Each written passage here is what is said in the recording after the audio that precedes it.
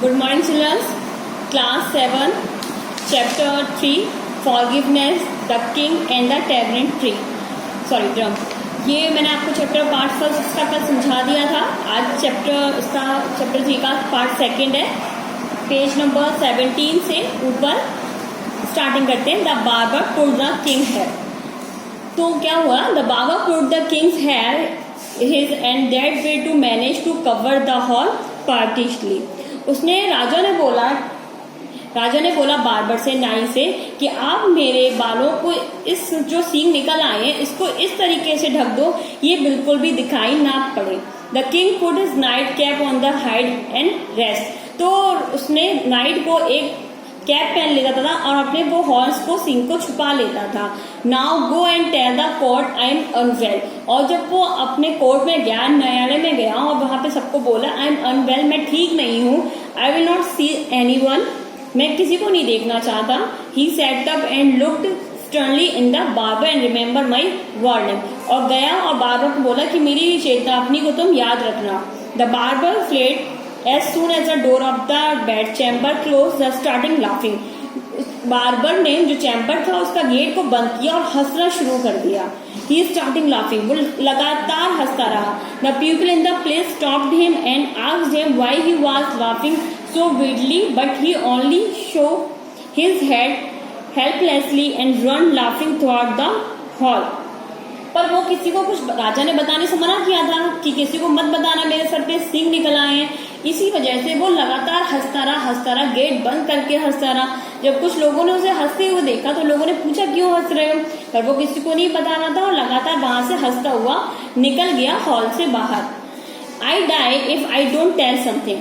उस नाई ने बोला मैं मर जाऊंगा अगर मैंने किसी को ये बात नहीं बताई. ही सेड, बार्बर ने बोला, my stomach is swelling with the secret. मेरा पेट फूल रहा है, मेरे पेट में दर्द होने लगा, स्वेलिंग हो रही है अगर मैं ये बात किसी को नहीं बताई. He saw the tamarind tree standing in the middle of the royal courtyard. उस पास में, रॉयल कोर्टयार्ड के पास में, शाही घराने के पास में एक बहुत बड़ा टैमरिंड ट्री था, इमली का पेड़ था. He went up to it and whispered the secret to his trunk. उसने उस पेड़ के पास में गया और उस पेड़ को अपनी बात बता दी जो उसके पेट में फूल रहा था. उसके पेट में बात हजम नहीं हो रही थी कि राजा के सींग निकल आए. उसने ये बात उस पेड़ को बोल दी. That night there was a fierce storm and the tamarind tree was blow down. उस दिन रात को बहुत तेज आंधी आई और जो टैमरिंड ट्री था, इमली का पेड़ था, वो गिर पड़ा. The king was inform throughout the door. जब राजा को पता चला, for he would not see anyone, he commanded the tree to be given the royal musician. उसने बोला कि अगर ये पेड़ गिर गया तो इसके ड्रम बना लो. Let him make a drum from the trunk of the tamarind and play it outside my door. उसने बोला इस इमली के पेड़ के ड्रम बनाना और मेरे जो डोर के पास में इसको बजा देना. Soon the drum made of tamarind wood was ready. कुछ ही दिन में, बहुत जल्दी समय में, वो पेड़, इमली के पेड़ से बना हुआ ड्रम तैयार हो गया. The courtyard assembled outside the king door and the royal musician began. और उनके जो डोर था दरवाजे के पास में, उसको ड्रम को बजाया गया. To play but inside of the them that everyone except the tamarind drum in total. सबको यही उम्मीद थी कि जब ये ड्रम बजेगा तो जैसे थम की आवाज आती है वही इसमें से निकलेगी. The raja has horn on his head. राजा के सर पे सींग. The raja has horn on his head. राजा के सर पे सींग. The court burst out laughing at the king cried with rage. ये आवाज पूरे में गूंजने लगी. उस ड्रम में से यही आवाज निकल रही थी कि राजा के सर पे 2 सींग. ये सब आवाज सुन के लोग वहां के हंसने लगे और राजा रोने लगा. I won't stay in a place in movement longer. राजा ने बोला कि मैं ज्यादा समय तक यहाँ इस महल में नहीं रहूंगा. He shouted. वो चीख के ये बोलने लगा. I go to the forest and live by myself. मैं जंगल में चला जाऊंगा और वहीं रहूंगा. Saying so he tore the nightcap for his head and run out the place seizing the tamarind drum on his way out. और वो वहां से निकल गया सर पे एक कैप लगाकर और जंगल की तरफ चल पड़ा. The king lived several year in a forest. उस राजा ने एक जंगल में बहुत समय व्यतीत किया. He gradually learn about the beauty of the world around him. उसने अपने आसपास की सुंदरता को देखा. He learned to care the creature smaller than him. और उसने सीखा कि क्रिएचर की, हम नेचर की रक्षा कैसे करते हैं. He grew stronger, wise and selfless. और वो बहुत ही मजबूत बन गया जब तक वो जंगल में रहा. His only companion was the torment drum, and the drum, when he beat it, gave him all the advice and experience to the old tree.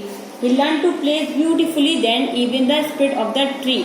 और उसने बहुत सी बातें उस जंगल में रह के पेड़ पौधों से, चिड़ियों से और वहाँ के वातावरण से सीखी. He learned to play beautiful even the trees were changed and went to meet the God who had given him a horse. और वो वहीं रह के भगवान से मिला जिसने उसे 2 सींग दिए थे. Forgive him they begged. और उसने अपनी गलती के लिए क्षमा प्रार्थना हुआ, अपनी गलती के लिए क्षमा मांगी. He has changed, क्योंकि वो बिल्कुल बदल चुका था.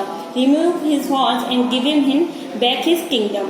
और भगवान ने उसे माफ कर दिया और उसे बोला कि तुम अपने राज्य में वापस लौट जाओ. The God waved his hand and the horn disappeared. और उसके जो सींग थे जो सर पे निकल आए थे वो भी गायब हो गए.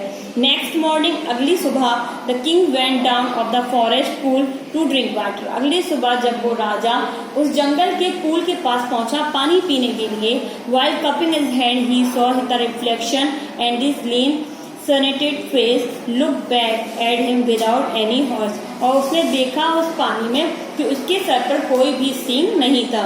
And as he sat up in surprise, वो एकदम चौंक गया. Several horse rider brushed into the clearing. और सामने से एक घुड़सवार घोड़े पे बैठकर आ रहा था. They knelt before him, your majesty, forgive us and come back. उसने बोला, राजा साहब आप हम सबको माफ कर दो और अपने राज्य वापस करो. The kingdom need you. आपके राजघराने को आपकी बहुत जरूरत है. The king went back to his kingdom. राजा अपने किंगडम में, अपने राज्य में वापस लौट गया. He kept his tamarind drum beside his always and ruled briskly and yes the barber keep his head but lost his job. और उस नाव ने अपनी जॉब को गवा दिया और राजा अपने दरबार में वापस लौट गए. The moral of the story is the weak can never forgive. कमजोर कभी भी क्षमा नहीं मांगता. It's the attitude of the strong. ये सिर्फ एक मजबूत इंसान का ही एटीट्यूड है. Thank you.